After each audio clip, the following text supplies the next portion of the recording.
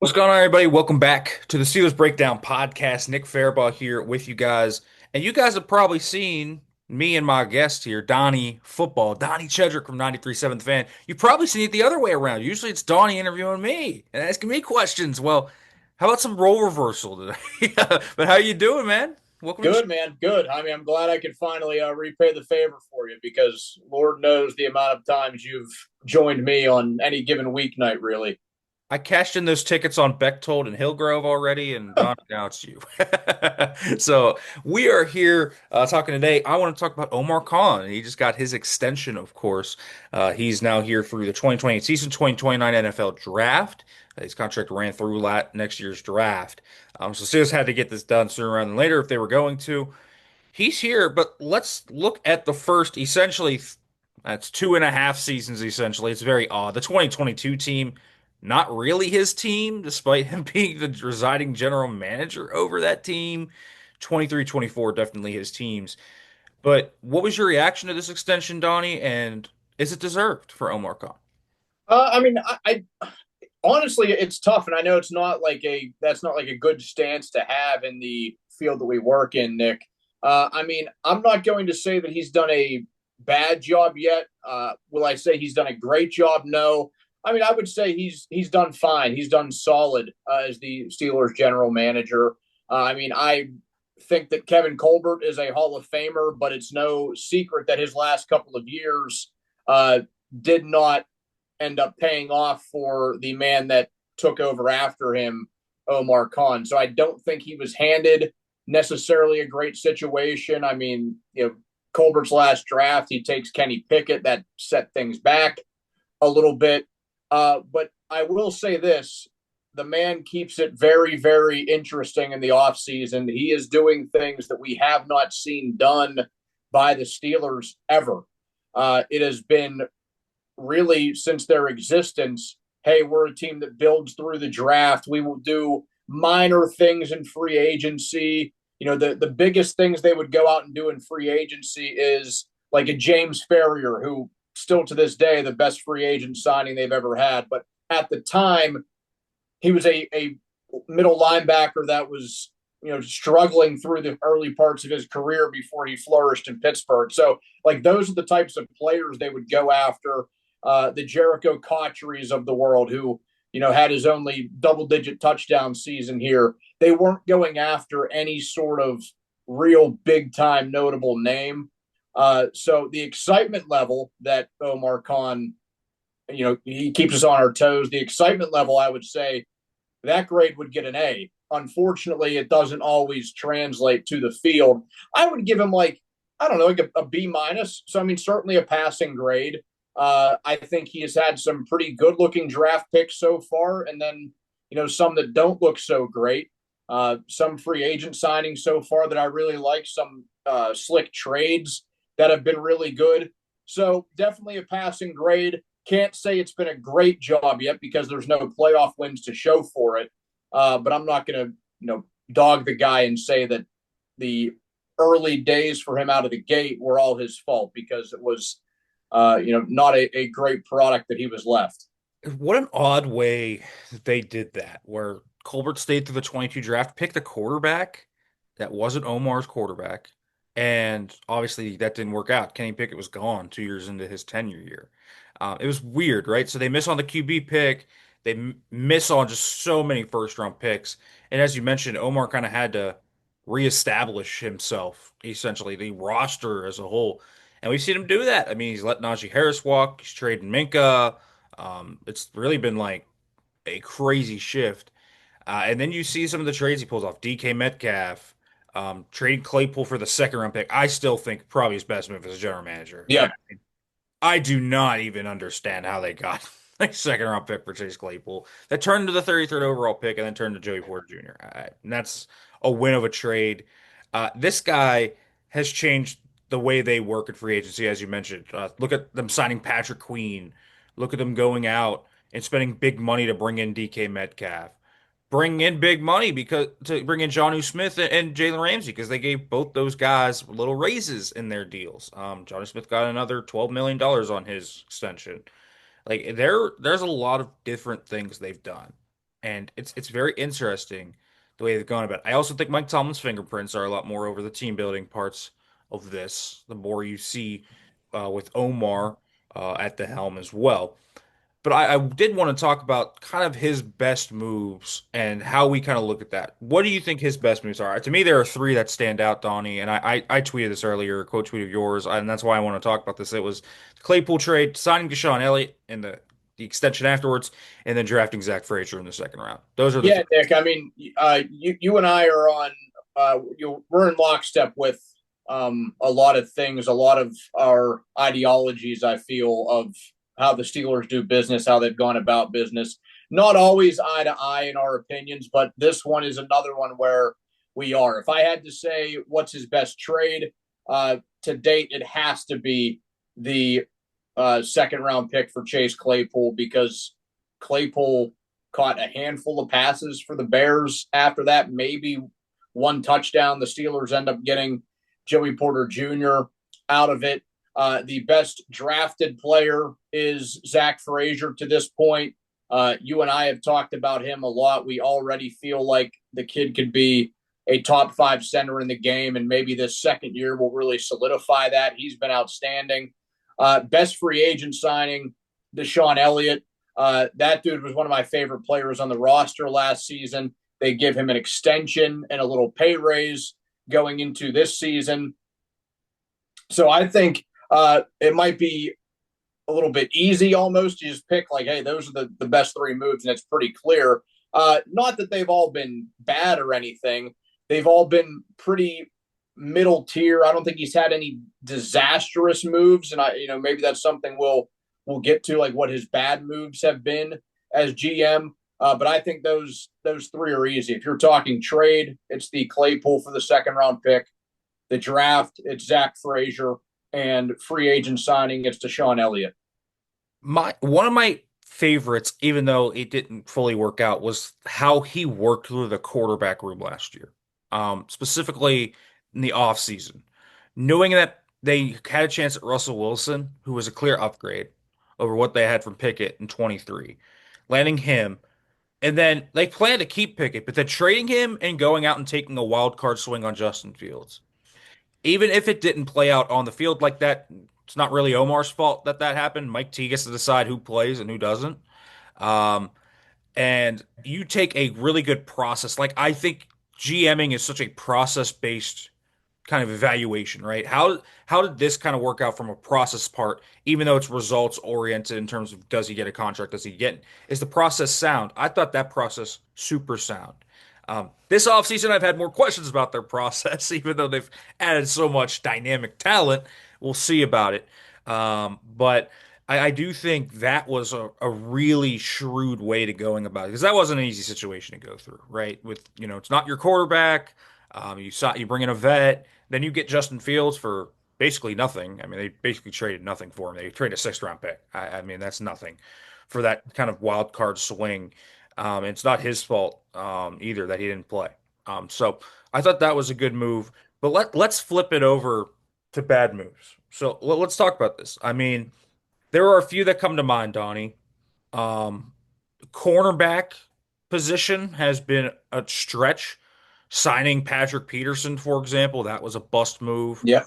Um, I think the Deontay Johnson, Dante Jackson trade, the Steelers won that deal because Deontay went off the rails last year. But again, Dante Jackson was not good. And I think you could sell that on tape before that last year. And then the biggest one, and I still think this is the biggest one, is how they handled the wide receiver position last year. I mean, after you trade Deontay, you don't add really anybody. And it just, I mean, you had Van Jefferson playing significant snaps. That wide receiver hole was a black hole in their offense all year.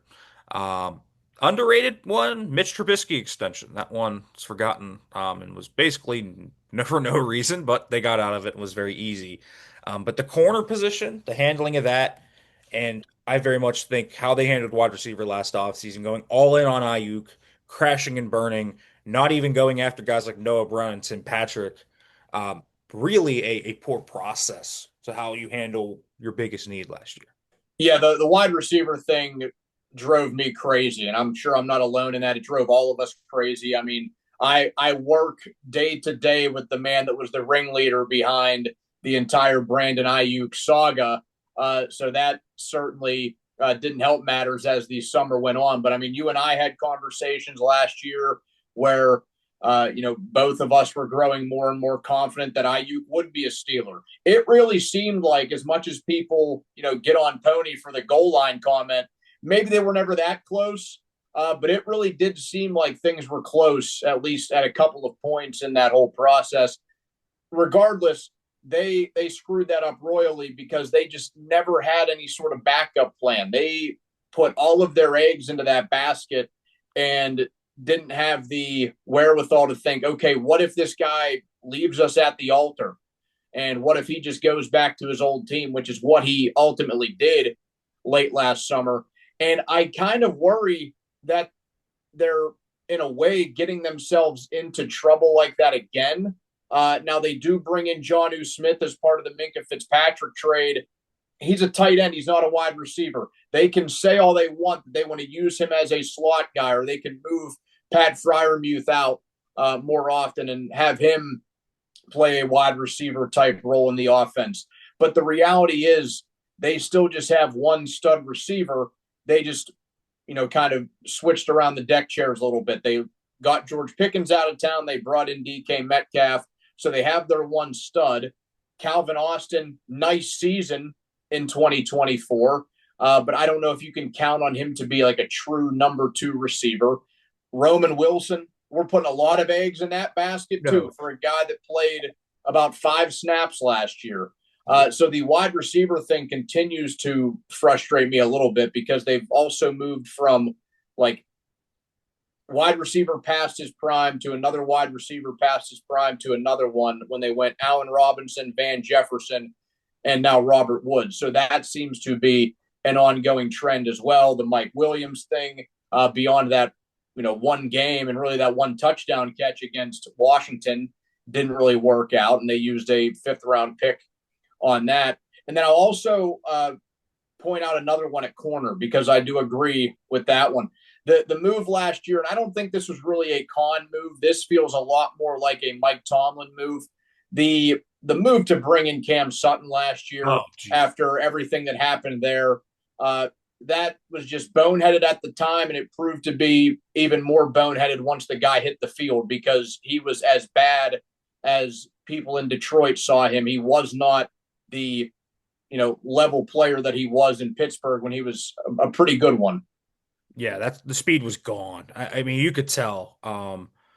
He just had no juice left in terms of that. And then the miscommunications. I mean, everyone with the Minka trade this week has kind of been talking about who it was. Like it was 20. It was him. You watch his tape, he was doing things that just simply weren't in the structure of the play. So that was a bad move. Really, the whole handling since he's taken over as general manager of the slot corner position has been one of the more disappointing things. Since Mike Hilton left, they have not filled that void until now. Jalen Ramsey is going to fill that void. So they finally have a slot corner, but it took them like 3 years. Even last year, like Beanie Bishop was fine, but like going into the season with your starting nickel being a UDFA with like very little competition to repeat his route. Yeah, that one was a little shoddy to me. Um, I will say the draft classes so far are interesting, and this is kind of what I want to evaluate next because free agency I think has been good and bad. There's been really good moves. Ben Skowronek, great signing. He's a really good player for them. They've brought in some really solid pieces that fit what they do in free agency. But the draft classes have generally been pretty solid. I mean, let's see, 2023, Broderick Jones, that one might be a miss. We'll see. It's a big year for him. Inconclusive right now. He hasn't found it yet, but we'll see if he does. JPJ and Keanu Benton, solid players. I think, they could be stars if they take the leap, or are they just going to be solid players? But either way, they're solid players. They're starters in this league. Darnell Washington in the third round, good pick. Nick Herbig, heck yeah, that's a great day three pick. And then they finished that with Spencer Anderson and Corey Trice. We'll see if either of those start throws through. But 2023 right now, maybe not the franchise changing class people thought it was this time a year ago, but still looking pretty solid to me. Yeah, I mean, and Herbig is, I don't want to say he's doing heavy lifting there, but that is a great find in the middle rounds for them to get a guy at 132 to be this productive of a player in a part-time role is really good. He's a great rusher against the pass. So he is somebody that you can bring in situational downs and really put together good reps for you. Yeah, a little bit of a weakness for him against the run, but still, given where you drafted him, if he can be productive in a more passing league like he is, that's a great pick. I'm hesitant to say that Washington is like definitely a good pick. I like him, and I want the guy to be. I mean, I want the guy to be great. I want all the guys to be great. Great blocker. It just doesn't seem like they're ever going to put together something for him in the pass game, even if they, have a play or two a game. We saw those just little simple play action bootlegs last season where you have Washington go out into the flat 5 to 10 yards down the field. Like that's the perfect play for a guy like him. And I feel like it's one that you got to try to work in to your game plan almost every week. But it is going to, with the 2023 class, Nick, come down a lot to how Broderick Jones performs. Because even if those other guys end up being solid players, which I would say that's the category a lot of them fit into. Porter, disappointing second year, but I'd say otherwise decent player. Benton, absolutely. Herbig, maybe even more so. Probably their best guy so far, splashiest guy out of that class. It's not a great look if the very first guy you drafted and moved up for in the draft, you held a high priority to, ends up being a flop of a player. I have faith that he could have a better third season, the most important season he's probably going to play in his entire career. But if he doesn't end up turning that corner, it's not great for a GM's look. Yeah, man. Oh, the tape last year is real. It's a real tough watch. I went back and watched it. It really is. So I'm hoping this move to the left side can find something with Broderick. 24, tough to do it just because it's a rookie class. We didn't see Troy Faltano. The little we did, really good. But we'll see. Frazier, obviously, that's a bullseye hit. McCormick in the fourth, looking like another good late round pick for them as well. Mm-hmm. Wilson in the third, looking like a good pick. Um, I like the Washington pick because it was late in the third round, and if you get a monster blocking tight end in the third round, I think that's a hit. And he really became a monster blocker last year. There's no doubt about it. Even if the receiving game never comes along, he is going to play 12 years in the NFL off his blocking prowess. Yeah, that's true. So I think he's a really fun player in that regard. So draft classes, you can't really evaluate them. And that's why it was tough for the Steelers is they really only have two draft classes to actually and two free agency classes to evaluate Omar before they had to extend him, which again makes the whole Colbert going through the 2022 draft thing like every grade, even though we discussed these and we can give some finality to it, Donnie, there's a lot of just who knows? Like it does, who knows? It's a lot of inconclusiveness with Omar Khan's grade. But let's shift to this year, kind of, and where Omar has obviously Omar and Mike T have come together, and there's an urgency for a playoff win. There's no question about that. Whether you want to describe it as all in or describe it as just urgent for playoff wins, it's clear that this franchise is tired of not having playoff success. I think that's fairly clear. What moves would you like to see them make to aid their efforts post Jalen Ramsey and Johnny Smith trade? I think there's two positions that going into training camp you really have to have your eye on.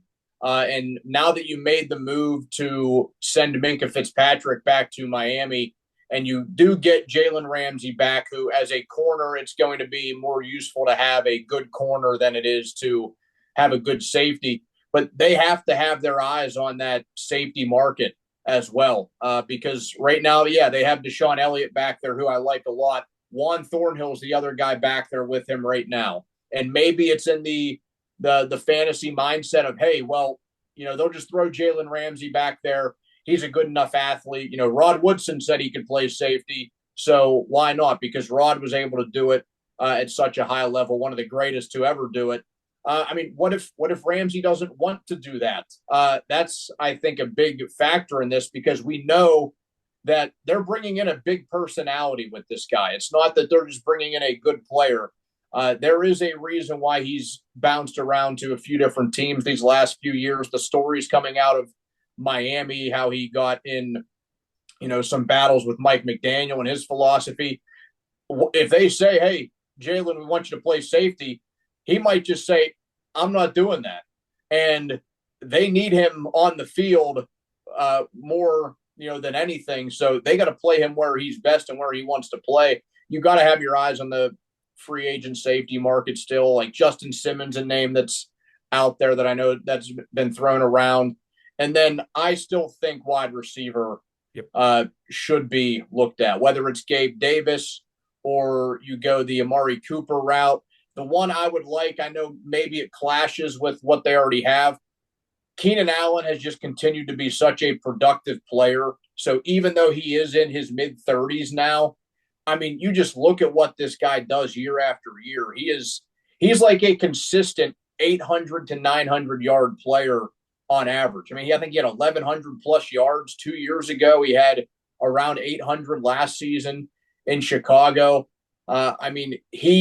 He's one that I would really like. I think it maybe doesn't move the needle all the way to a full tank, but I think it gets you pretty close to it, because I just want to see good football players on the field, and since they have the finances to pull it off, I think you go for it with a guy like him. Yeah, there's three moves I'd like to see make. I'd like them to sign Gabe Davis. That's actually who I'd like them to see do. You can get him for the minimum because he's going to be making 12 mil from the Jags this year. But here's the real reason why. I think it makes the Jonnu Smith trade make a whole lot more sense. Donnie, you and I talked about this yesterday when I was on the fan, but 12 personnel with Jonnu and Framuth doesn't really work unless you have good blockers. But if you have Gabe Davis and DK Metcalf out there, two hawk blockers at wide receiver, makes a lot more sense when you have Jonnu out there. And you could just do a lot more things with Jonnu as a receiver and make the flexibility fit. The puzzle pieces fit a lot more when you have a great blocking Z, and he's such a good blocker that I think it makes some sense. And he's just got more juice in the tank than Robert Woods. I mean, Robert Woods, at this point in his career, just does not have much left. I think Keenan Allen, if they're just going for best pure catcher, that's who you should go for. I think he's still such a solid route runner type. Even if you watch the Chicago tape and it looks like he's running with cement shoes or something. I mean, he's so slow, but he's still somehow. I was like, this guy's so slow, and then the next window he'd be wide open. I'm like, how is this dude still getting open? It's like a 4.8 now. It's absolutely wild. But either way, receiver, I think still a need. Safety, you mentioned Justin Simmons. I think Julian Blackmon is the guy they should sign. He's a free safety.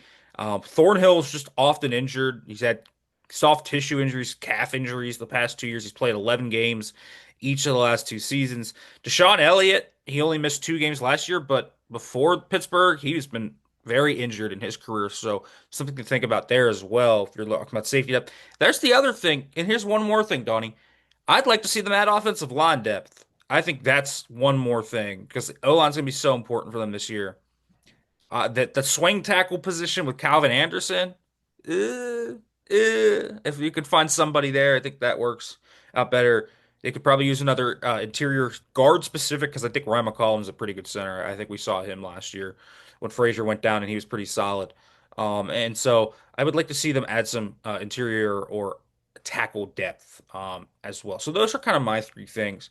But let's talk about this season. So, Donnie, for you, when you think about Omar and Mike T and the moves they've made and all the wheeling and dealing they've done, what constitutes a successful 2025 season for the Pittsburgh Steelers? At this point, it is a playoff win. As the watered down expectations continue to happen every single year, we are at the point where it's almost a decade into this drought. A playoff win is a must for them. So, yeah, we don't have to go into the season as a fan like we did maybe in the mid to late 2000s and say Super Bowl or bust. just playoff win or bust. Okay, it can be a wild card win over the Houston Texans, and it can be a 17-15 field goal fest if we want it to be like that. But they need to win a playoff game this year, given the moves they made. I know that I've used the phrase "all in." I think it's more so like they are acting like a win now team Yes. that wants to at least win a playoff game. They obviously would love to win the Super Bowl like every team would, but I think that they just have to start with baby steps given where we are at.